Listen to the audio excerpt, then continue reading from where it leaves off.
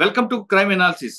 Kolkata rape కేసులో నిందితుడికి polygraph test నిర్వహించాలని court అనుమతి ఇవ్వడంతో సిబిఐ అధికారులు అతనికి పాలిగ్రాఫ్ టెస్ట్ గా దానికి మరొక పేరు లై డిటెక్టర్ కూడా అంటుంటారు.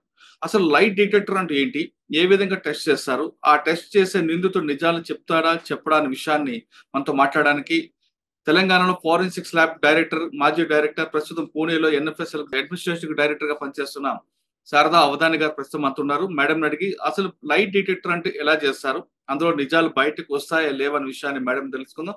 మేడం నమస్తే అండి. నమస్కారం అండి. మేడం, అసలు లైట్ డిటెక్టర్ అంటే ఏ విధంగా చేస్తారు, ఆ టెస్ట్ చేయడం వల్ల నిందితుడి నుంచి నిజాలు రాబట్టే అవకాశం ఉందా లేదా? తప్పకుండా అండి. అయితే మనం ఇక్కడ ఆలోచించాల్సిన విషయం ఏంటంటే, ఏదైనా ఒక క్రిమినల్ ప్రొసీజర్ లో ఒక నిందితుడి మీద ఇటువంటి టెస్ట్లు అంటే ఇన్వెస్టిగేషన్ టూల్స్ అంటాం వీటిని. దీంతో పాటుగా మనం సాధారణంగా ఈ నార్కో అనాలిసిస్ అని, తర్వాత బ్రెయిన్ మ్యాపింగ్ అని, లై డిటెక్షన్ అని, ఈ 3 విధాల టెస్ట్లు మనం ఒక వ్యక్తి డిసెప్షన్ చేస్తున్నాడా లేదా, అంటే నిజం చెప్పట్లేదా లేదా అబద్ధం చెప్పడానికి ప్రయత్నం చేస్తున్నాడా, లేకపోతే ఒక ఇన్వెస్టిగేషన్ తప్పుదో పడడానికి ప్రయత్నం చేస్తున్నాడా అనేటువంటి విషయాలు మనం కనుక్కోవడానికి అవకాశం ఉందండి. అయితే దానికంటే ముందు, ఈ టెస్ట్ కంటే ముందు మనం ఏం చేయాలంటే, ఏ వ్యక్తి మీద అయితే మనం ఈ టెస్ట్లన్నీ చేద్దాం అనుకుంటున్నాం, డిసెప్షన్ డిటెక్షన్ టెక్నిక్స్ అంటారు వీటిని. డిసెప్షన్ డిటెక్షన్ టెక్నిక్స్ అనమాట. వీటిలో ఏం చేస్తామంటే, ఆ వ్యక్తి యొక్క సైకి అంటే అతని సైకాలజీ ఏ రకంగా ఉంది అని మనం అర్థం చేసుకోవడానికి మనం ముందు ప్రీ ఇంటర్వ్యూ అంటాం, ప్రీ టెస్ట్ ఇంటర్వ్యూ. ఆ ఇంటర్వ్యూలో మనం ఏం చేస్తామంటే రకరకాల ప్రశ్నలు అతన్ని అడిగి అతని సైకి మనం తెలుసుకునే ప్రయత్నం చేస్తాం అనమాట. అంటే ఇతను అబద్ధాలు చెప్పే వ్యక్తి, ఇతని నేచర్ టిమిడ్ గా ఉంటాడా, లేకపోతే అగ్రెసివ్ గా ఉంటాడా, లేకపోతే అబద్ధాలు చెప్పడమే అదే ఒక ప్రవృత్తిగా ఉంటారు. పాథలాజికల్ లయర్స్ అంటారు అటువంటి వాళ్ళని. సో అదే ప్రవృత్తిగా పెట్టుకునే విధంగా ఉంటున్నదా ఇతని ప్రవర్తన అన్నది మనకి ఎవరైతే ఎగ్జామినర్ ఉంటాడో, అంటే పరీక్ష చేయాలి అన్న సైంటిస్ట్ ఎవరైతే ఉంటారో, పూర్తి అవగాహన మనకి కావాల్సి ఉంటుంది అనమాట. సో దాని ప్రకారంగా మనం ప్రశ్నలు తయారు చేసుకోవడం జరుగుతుంది. అయితే రేపు పొద్దున అతను నాకు ఈ ఇన్స్ట్రుమెంట్ ఏంటో చెప్పకుండా నన్ను ఇంక్రిమినేట్, సెల్ఫ్ ఇంక్రిమినేషన్ అంటాం కదండి కాన్స్టిట్యూషన్ లో ఆర్టికల్ 23 ప్రకారం, ఆ విధంగా అనకుండా మనం ఏం చేస్తామంటే, ఇవన్నీ లీగల్ గా మనం వాడాలి రేపు పొద్దున ఎవిడెన్స్ కింద అని కనుక అనుకున్నట్లయితే కోర్టు పర్మిషన్ కూడా మనకు కావాల్సి ఉంటుందండి. మనం ఎట్లా పడితే అట్లా చేయడానికి. సో అందువల్ల ఈ పోలీస్ కూడా, కలకత్తా పోలీస్ మనకి పర్మిషన్ తీసుకుని ఉన్నారు, లోకల్ కోర్టు పర్మిషన్ ఇతని మీద పాలిగ్రాఫ్ చేయడానికి, ఎవరైతే నిందించుతున్నారో అతన్ని చేయడానికి వాళ్ళు ఆల్రెడీ పర్మిషన్ తీసుకుని ఉన్నారు. సో ఆ ప్రకారంగా ఈ టెస్ట్, ప్రీ ఇంటర్వ్యూ టెస్ట్ అని చెప్పి తీసుకుని దాంట్లో అతని సైకాలజీ అండర్స్టాండ్ చేసుకుని ప్రశ్నల జాబితా తయారు చేస్తారు. అయితే ఎన్ని సిట్టింగ్స్ ఉంటాయి అన్నది, కేసు ఎంత జటిలంగా ఉన్నది అన్న దాన్ని బట్టి మనకు అన్ని సిట్టింగ్స్ కూర్చోవాల్సి వస్తుంది అతనితో. ఎందుకంటే మొదటి దఫాలోనే అన్ని నిజాలు చెప్పడం లేదా డిసెప్షన్ ఎక్కువగా చేయడం అనేది ఎక్కువ ఉంటుంది. సో క్రమేపీ మనం 2-3 సిట్టింగ్స్, అంటే ఆ కేసును బట్టి ఉంటుందండి, ఒక కేసు టు కేసు అది డిఫర్ అవుతుంది. సో ఆ రకంగా మనం తెలుసుకున్నాక అతనికి చూపిస్తాం. మామూలుగా ఆన్సర్ లీక్ అయింది అంటే, క్వశ్చన్ పేపర్ లీక్ అయింది అన్నట్టుగా ఆ క్వశ్చన్స్ కూడా అతను చూపెడతాం. అయ్యా ఈ క్వశ్చన్స్ అడుగుతున్నాను, ఈ సడన్ గా అయితే రేపు పొద్దున బాడీ రియాక్ట్ అవుతుంది కదా అనవసరంగా అన్నిగా. అట్లా కాకుండా అతన్ని ఆయత్తపరుస్తాం అనమాట టెస్ట్ కి. అతన్ని సైకలాజికల్ గా ప్రిపేర్ చేసి ఆ క్వశ్చన్స్ చెప్తే, మనం ఎంత ప్రిపేర్ చేసినా కూడా ఫస్ట్ టైమర్స్ ఉంటారు అనుకోండి, వాళ్ళు ఈజీగా పాలిగ్రాఫ్ టెస్ట్ లో దొరికిపోతారు.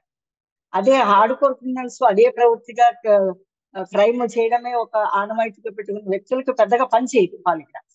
అంటే హార్డ్ కోర్ క్రిమినల్స్ ఉంటారు కదా, ఘరానా దొంగలు, వాళ్ళకి పని చేయదు. ఫస్ట్ టైమర్స్ ఉంటారు, కొంత గిల్టీ కాన్షియస్ ఉంటుంది, వాళ్ళకి ట్రిక్ చేస్తూ ఉంటుంది, అలాంటి వ్యక్తులకి ఇది బాగా పనిచేస్తుంది. సో లీగల్ గా కూడా మనం పర్మిషన్స్ అవి తీసుకోవాల్సి ఉంటుంది. మేడం, ఒక టెస్ట్ చేసే ముందు ఆయన అనుమతి లేకుండా చేయొచ్చా? కోర్టు అనుమతి ఇచ్చినా నాకు ఇష్టం లేదని చెప్తే అట్లా అనడానికి అవకాశం ఉందండి. అయినా కూడా ఏంటంటే, మనం అడ్వర్స్ ప్రిజంప్షన్స్, అడ్వర్స్ రిమార్క్స్ అన్నది హయ్యర్ కోర్టు డ్రా చేయొచ్చు. మీకు గుర్తుండే ఉంటుంది, మన ఎన్డి తివారీ కేసు మీకు గుర్తుగా ఉంటుంది. ఆ కేసులో కూడా అతను మొరాయించాడు కన్సెంట్ ఇవ్వడానికి. కన్సెంట్ ఇవ్వని అన్నాడు. అప్పుడు ఏం చేశారంటే హయ్యర్ కోర్ట్స్, మీరు కన్సెంట్ ఇవ్వడంటే మీ గురించి మేము అడ్వర్స్ గా మేము ప్రిజంప్షన్స్ చేసుకోవాల్సి వస్తుంది, అందుకని we may presume that you are the accused, that is the reason why you are refusing అన్న పద్ధతిలో వాళ్ళు అడ్వర్స్ ప్రిజంప్షన్స్ డ్రా చేసుకునే అవకాశం ఉంది పై కోర్ట్స్ అనమాట, హయ్యర్ కోర్ట్స్, అపెక్స్ కోర్ట్స్. అందుకని ఏ విధంగా అయినా వాడు నో అంటానికి లేదు. ఓకే. పైగా కోర్టు పర్మిషన్ కూడా ఉంది కాబట్టి కన్సెంట్ కూడా మనం లిఖితపూర్వకంగా ఎలాగో ఇస్తారు వాళ్ళకి, తప్పదు. ఎందుకంటే ఇన్ ఆర్డర్ టు ప్రూవ్ పోనీ మీరు ఇన్నోసెంట్ అని ప్రూవ్ చేసుకోవడానికైనా మీరు చేసుకోండి అని ఆ రకంగా కన్విన్స్ చేసి కన్సెంట్ తీసుకుని both legal consent and personal consent of the person ఈ రెండు కూడా వస్తాయి. మేడం ఆ వ్యక్తి ఒప్పుకున్నాడు అనుకోండి. ఒప్పుకున్న తర్వాత ఆయన హెల్త్ ఆ రోజు కరెక్ట్‌గా ఉండాలా? అదే ఫీవర్ గాని, జలుబు గాని ఉంది అని ఎస్కేప్ అయ్యే అవకాశం ఉందంటారా?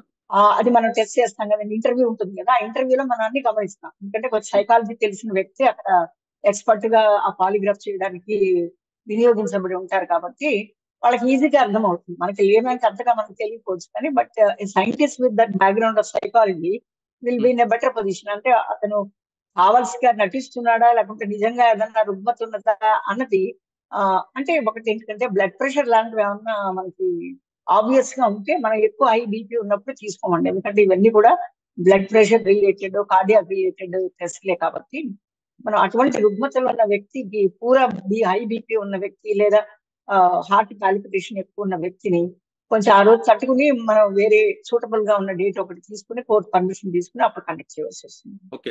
మేడం ఇంటర్వ్యూ ముందు ఆయనకేమైనా లిక్విడ్ గాని, ఇంజెక్షన్‌లు గాని ఇచ్చి తర్వాత చేస్తారా? లేదు ప్రేయర్‌గా కూర్చోబెట్టి ఇంటర్వ్యూ కండక్ట్ చేస్తారా? అంటే ఇప్పుడు ఈ నార్కో అనాలిసిస్ చెప్పాను కదండి, దాంట్లో మాత్రం మనకు ఇంట్రావీనస్ ఇంజెక్షన్ సోడియం పెంటథాల్ అని చెప్పి నార్కోటిక్ డ్రగ్ కొంచెం హిప్నాటిక్ స్టేట్ కి వెళ్ళేలాగా చేస్తారు. బట్ పాలిగ్రాఫ్ లో అటువంటివి లేవండి. అందుకనే దీన్ని నాన్ ఇంట్రూజివ్ టెస్ట్ అంటారు. అంటే ప్రైవసీకి భంగం కాకుండా, అతని బాడీ ప్రైవసీకి భంగం కాకుండా ఉండేటువంటి ఈ ప్రక్రియ అన్నమాట. ఇందులో ఉత్త అటాచ్మెంట్స్ ఉంటాయి. మనం ఎలాగ బీపీ చూపించుకోవాలంటే మనం చూస్తాం కదండి, అలాగే అవునండి. అలాగే మనం హార్ట్ బీట్ చూడాలంటే స్టెచ్ పెడతాం కదా, అట్లాంటిదే ఉంటుంది ఇందులో.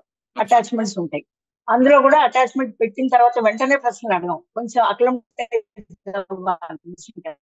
సో అట్లా అయిన తర్వాత ముందు బేస్ లైన్ ఎలా ఉంది, ఆయనకి ప్రశ్నలు అడగనప్పుడు అతని బేస్ లైన్ ఎలా ఉంది అంటే హ్మ్. మామూలు నార్మల్ హార్ట్ బీట్ ఎలా ఉంది, బీపీ ఎలా ఉంది అన్నవి మనం మానిటర్ చేసుకుంటాం. ఆ లెవెల్ ని మనం బేస్ లైన్ అంటాం. సో ప్రశ్న అయిన తర్వాత అతనిలో మార్పు ఏ రకంగా వస్తుంది, ఫిజియలాజికల్ చేంజ్ ఏ రకంగా వస్తుంది అన్న దాన్ని బట్టి ఏం ప్రశ్న అడిగాము, ఎటువంటి రెస్పాన్స్ వచ్చింది, ఈ రెండు బేరీస్ వేసుకుని ఆ చార్ట్ ని పూర్తిగా స్టడీ చేసి ఒక్క సిట్టింగ్ లో మనం 10 ప్రశ్నల కంటే ఎక్కువ అడగడానికి వీల్లేదండి. హుహు. ఎందుకంటే స్ట్రెస్ఫుల్ అవుతాడు కాబట్టి వ్యక్తి. ఆ! 10 అడుగుతాం. ఇది కొంచెం జటిలంగా ఉన్న కేసు కాబట్టి 10కి 10 చోట 20 అడగొచ్చు, 50 అడగొచ్చు. కానీ ప్రతిసారి 10 అయిన తర్వాత కొంచెం గ్యాప్ ఇచ్చి ఒక రోజు 2 రోజులు ఆ అతని యొక్క దీన్ని బట్టి, అది మనస్థితిని బట్టి మనం ఆ గ్యాప్ ఉంటుందండి. 2 రోజుల 3 రోజుల గ్యాప్ అనేది నిర్ధారణ చేస్తాం. అది. మేడం మీరు చెప్తున్నట్టుగా 10 ప్రశ్నలు ఒకేసారి అడగకుండా దశల వారీగా అడుగుతున్నప్పుడు ఆయన చెప్పింది నిజమా కాదని స్పాట్‌లో తెలుస్తుంటదా మనకి? తెలుస్తుందండి. ఎందుకంటే వెంటనే ఆహ్, రెస్పాన్స్ స్టిమ్యులై అండ్ రెస్పాన్స్ అంటారు. స్టిమ్యులై హ్మ్. And response. ఇప్పుడు మనకి ఫస్ట్ టైమర్స్ అని చెప్పాను కదా! మీకు ఎవరైతే ఫస్ట్ టైమ్ చేస్తున్నారో వాళ్ళు హ్మ్. గిల్టీ మైండెడ్ అయి ఉండాలి. గిల్టీ మైండెడ్ అంటే అదే తప్పు చేశాను నేను, చేయకుండా ఉండాల్సింది అన్నటువంటి ఒక మార్పు, పరివర్తన అనేది ఆ వ్యక్తిలో ఉన్నప్పుడు అటువంటి వ్యక్తులు బాగా పనికొస్తారు. పాలిగ్రాఫ్ టెస్ట్ లో ఈజీగా పట్టుబడిపోతారన్నమాట. అచ్చా! బాగా డిసెప్షన్ నేర్చిన వాళ్ళు, యోగా బాగా నేర్చిన వాళ్ళు, అబద్ధాలే అదే పనిగా చెప్పడానికి కూర్చున్న వాళ్ళు ఈ పాలిగ్రాఫ్ కూడా బీట్ చేయొచ్చు. అలాంటి మహానుభావులు కూడా ఉంటారు. అవునా? ఆ! అందుకని ఉంటారండి. అలాంటి వాళ్ళు కూడా ఉంటారు. హుహు. ఎందుకని ఆఫ్టర్ ఇట్స్ మిషన్ కదా! మిషన్ హ్మ్. రీడింగ్స్ ఇస్తుంది. దాన్ని ఇంటర్ప్రిటేషన్ చేయాల్సింది సైంటిస్టే తర్వాత. హుహు. అవన్నీ చార్ట్లు వచ్చాక దాన్ని ఇంటర్ప్రిటేషన్ చేయాల్సింది యాక్చువల్ గా సైంటిస్టే. మిషన్ అచ్చా! ఎంతవరకైనా రీడింగ్స్ ఇస్తుంది కానీ మన డాక్టర్ గారు కార్డియో గ్రాఫ్ తీసుకుంటే అది రీడింగ్స్ హ్మ్. ఇస్తుంది అంతే, మిషన్ పని అంతవరకు. బట్ దాని ఓకే. రిజల్ట్ ఇంటర్ప్రిటేట్ చేయాల్సింది ఎక్స్పర్ట్. అది. ఓకే. ఆ గ్రాఫింగ్ కరెక్ట్ వస్తదండి మనకి? ఆ గ్రాఫ్ అంటే మనం గ్రాఫ్ ఎలా వస్తుంది అంటే మనం అన్ని ప్రశ్నలు వరుసగా రిలవెంట్ గా ఉన్నవి అడగమండి. అంటే కేసుకు సంబంధించినవే ఉండవన్నీ. హుహు. ఆల్టర్నేటివ్ గా ఉంటాయి. ఫస్ట్ ప్రశ్న ఏంటంటే, అబ్బాయి నీ పేరు పలానా సుబ్బారావు కదా, అతని పేరు హ్మ్. సుబ్బారావు అనుకోండి, అతనికి అబద్ధాలు చెప్పాల్సిన అవసరం ఉంది. అవును అవును. అంటాడు. హ్మ్. అవును అనగానే ఒక రెస్పాన్స్ వస్తుంది. హ్మ్. అయ్యా పలానా రోజు నువ్వు ఆ క్రైమ్ సీన్ లో ఉన్నావు కదా అన్నావు అనుకోండి, ఆ లోపల గిల్టీ మైండ్ ఫ్లిప్ చేస్తూ ఉంటాడు అనమాట. వాడు ఉన్నాడు కానీ ఉన్నానని చెప్పడు కదా, ఎస్ అన్నాడు వాడు, అవును. నో అంటాడు. హ్మ్. కానీ గ్రాఫ్ హ్మ్. వేరేగా చూపిస్తుంది. హుహు. గ్రాఫ్ లో మనకి డీవియేషన్ ఎలా చూపిస్తుంది అంటే వాడు ఉన్నాడు అక్కడ అన్న రెస్పాన్స్ మనకు వస్తుంది. అచ్చా! నార్మల్ గా బేస్ లైన్ దగ్గరే ఉండాలి.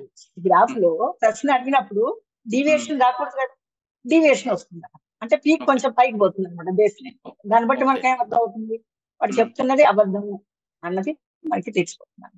అట్లా ఒక్క ప్రశ్న కాదుగా మనం అడిగేది, 10 ప్రశ్నలు అడిగితే ఆ కంబైన్డ్ గా మనం తీసుకున్నప్పుడు అతను ఎంతవరకు నిజాలు చెప్తున్నాడు, ఎంత డిసెప్షన్ చేస్తున్నాడు అన్నది మనకి ఈజీగా తెలిసిపోతుంది. ఓకే. అంటే మనం చేస్తున్నప్పుడు కొన్ని సార్లు అంటే ఒక సిట్టింగ్ కాక మీరు చెప్తున్నట్లుగా హ్యాబిచ్యువల్ లెఫ్ట్ ఉన్నాడు అనుకోండి. అటువంటి వాళ్ళకి స్టడీ చేస్తున్నప్పుడు ఒకసారి జోవియల్‌గా కొన్ని క్వెషన్స్ ఉంటాయి. తర్వాత అసలు విషయంలోకి వస్తారనేది వాస్తవం అంటారా? అంటే వాటిని రిలవెంట్ క్వశ్చన్స్ అని అంటారు. పీక్ ఆఫ్ టెన్షన్ క్వశ్చన్స్ అని అట్లా రకరకాల పద్ధతులు ఉన్నాయి మనకి. అంటే అతని సైకిని బట్టి ఏ మెథడాలజీ వాడాలి అనేది అప్పుడే నిర్ధారణ. చాలా కేసులు మీరు చూసుంటారు కదా! ఇటువంటి ముదురు కేసులు. ఏంటంటే హైదరాబాద్ లో మాత్రం ఈ కేసు తర్వాత supreme court sensational case Selvi and others versus Karnataka అని టెస్ట్ మీద రకమైన నెగటివ్ ఒపీనియన్ ఎక్స్ప్రెస్ చేసింది కోర్టు. సో దాని తర్వాత మన దగ్గర హైదరాబాద్ లో అటువంటి కేసులు తక్కువ అయిపోయినాయి. లాస్ట్ కేసు వచ్చి నాకు తెలిసి ఈ శైలజ కేసు అని మనం లాస్ట్ టైం కూడా డిస్కస్ చేసాము. శైలజ అని చెప్పి ఆ కేసులోనే మనం పాలిగ్రాఫ్ వాడామండి. తర్వాత కేసు ఈ సుప్రీంకోర్టు జడ్జిమెంట్ అయిన తర్వాత మన దగ్గర తక్కువైనాయి కేసు. మన దగ్గర నార్త్ లో కొంచెం ఇంకా దాన్ని విరివిగా వాడుతున్నారు, కానీ మన దగ్గర ఎక్కువ కేసు రిపోర్టింగ్ అవ్వలేదు. ఎందుకంటే ఆ కేసులో క్లియర్ గా చెప్పారు, ఇది ఒక ఇన్వెస్టిగేషన్ టూల్ కింద వాడాలి, కానీ దాంట్లో వచ్చేటువంటి వెలికి వచ్చిన నిజాల్ని మనం ఎవిడెన్స్ కింద తీసుకోవడానికి వీలు లేదన్నట్టుగా తీర్పు వచ్చింది. సో దాన్ని బట్టి మనకి ఎక్కువగా ఆ ప్రాముఖ్యత అంతగా తగ్గిపోయింది.